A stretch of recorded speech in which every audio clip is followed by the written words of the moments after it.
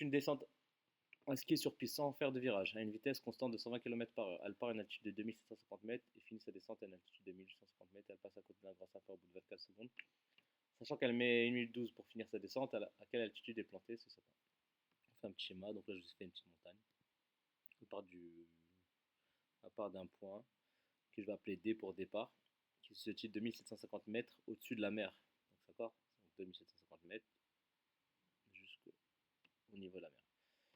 Donc là, elle glisse jusqu'à un sapin et elle atteint le sapin en 24 secondes. Donc, départ, sapin. Elle continue sa descente jusqu'au point d'arrivée. Et le point d'arrivée se situe à 1850 mètres au-dessus de la mer. C'est l'altitude. Donc là, on a fait un petit schéma. Donc là, on trace des hauteurs, parce que c'est une altitude. Donc les hauteurs, donc elles seront perpendiculaires au niveau du sol. L'altitude du point D, c'est 2750 mètres. Et l'altitude du point A pour arriver, c'est 1150 mètres. Donc là, c'est le début du schéma. Ensuite, on va le compléter. Donc là, j'ai appelé ce point-là H, ce point-là I. Donc pour calculer DH, la hauteur, il faut faire 2750 mètres, donc l'altitude du premier point, le point de départ, moins 1850 mètres, l'altitude du point d'arrivée. Et donc ça fait 900 mètres. DH égale à 900 mètres. Et nous, ce qu'on veut, c'est l'altitude où se trouve le sapin. D'accord. Donc il faut calculer SI, auquel on rajoutera 1850 mètres. Parce que là, le point I est aussi à 1850 mètres au-dessus de la mer. Donc en gros, il faut calculer SI. Pour calculer ici, là, on voit bien qu'on a une configuration de Thalès, mais il nous manque des longueurs. Il nous manque par exemple D. Il nous manque par exemple DA et SA.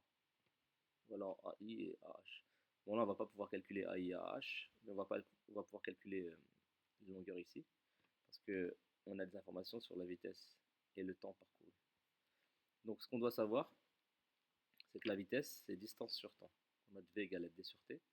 Grâce à cette formule-là, on peut trouver la distance, comme on peut trouver le temps. Donc, si on veut trouver la distance, on fait la règle de 3, on fait temps fois vitesse divisé par 1. Parce que là, en fait, le dénominateur, si je vais écrire un dénominateur ici, ça serait 1.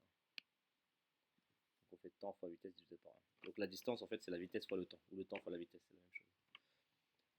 Donc maintenant qu'on a ça, on va pouvoir calculer des distances, puisqu'on a les vitesses. Par contre, le problème, c'est que ici, on a des vitesses en kilomètres par heure, on a des altitudes, etc., des distances qui sont données des longueurs qui sont données en mètres. Donc là, nous, ce qu'on va faire, c'est qu'on va exprimer la vitesse en mètres. Et là, on a des temps qui sont donnés en secondes. Donc le mieux, c'est d'exprimer la vitesse en mètres par seconde. Et tous les temps qu'on aura, donc 24 secondes, c'est 24 secondes. Et 1 minute 12, on va le transformer en secondes. Donc la vitesse, c'est 120 km par heure, c'est-à-dire 120 km en 1 heure. Donc 120 km, c'est 120 000 mètres. Et 1 heure, c'est 3600 secondes. Et donc en simplifiant, par 1200, on trouve 100 sur 3. Ce qui fait environ 33,3 mètres par seconde. Bon, on peut utiliser cette valeur-là, mais le mieux, c'est d'utiliser la valeur exacte, 100 tiers, parce que ça, c'est une valeur approchée. Donc c'est 100 tiers de mètres par seconde la vitesse. Environ 33 mètres par seconde. En une seconde, elle parcourt 33 mètres. Donc maintenant qu'on a la vitesse, on va calculer les longueurs. Donc la première longueur qu'on va calculer, on va calculer DS. Pour déterminer DS, on sait que Julie parcourt DS à une vitesse de 100 tiers de mètres par seconde en 24 secondes. Et on sait que la distance, c'est la vitesse fois le temps. Donc DS, c'est 100 tiers fois 24. Ça fait 800 mètres. Donc DS, c'est égal à 800 mètres. Maintenant, pour calculer DA, on sait que Julie parcourt DA à une vitesse de 100 tiers de mètre par seconde, en 1 minute 12 secondes. Donc là, il nous faut le temps en secondes. 1 minute 12 secondes, c'est 60 secondes plus 12 secondes. Ça fait 72 secondes. Donc DA, c'est la vitesse fois le temps. Donc la vitesse en mètres par seconde, c'est 100 tiers. Le temps, c'est 72 secondes. Donc ça te donne 2400 mètres. Donc ça veut dire que là, on peut compléter notre schéma.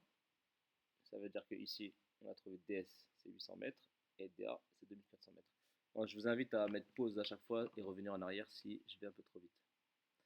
Donc maintenant, on va calculer AS. Pour calculer AS, ben on fait AD moins DS, ça fait 2400 moins 800, ça fait 1600 mètres. maintenant on a SA qui fait 1600 mètres, ici. Et donc là, on sait que c'est perpendiculaire au sol.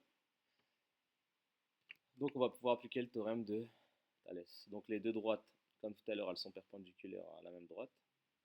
D'où les droites SI et DH sont parallèles. On a les droites HI et DS qui sont séquentes en A. Donc on peut appliquer le théorème de Thalès. On applique le théorème de Thalès, donc c'est AI sur AH égale à AS sur AD égale à SI sur DH. Donc, AI sur AH égale à AS sur AD égale à SI sur DH. Donc le premier rapport AI sur AH, on n'a pas les longueurs, on va nous servir. On a fait l'application numérique, on remplace les données qu'on a. AS c'est 1600, AD c'est 2400, SI c'est ce qu'on cherche, et DH c'est 900. On applique la règle de 3, on trouve 600 mètres. Donc c'est pas la réponse à la question, nous on veut l'altitude à laquelle se trouve le sapin. Donc SI c'est 600 mètres, il faut lui rajouter l'altitude de 1850 mètres. Donc c'est 600 plus 1850, ce qui fait 2450. Donc le sapin est planté à une altitude de 2450.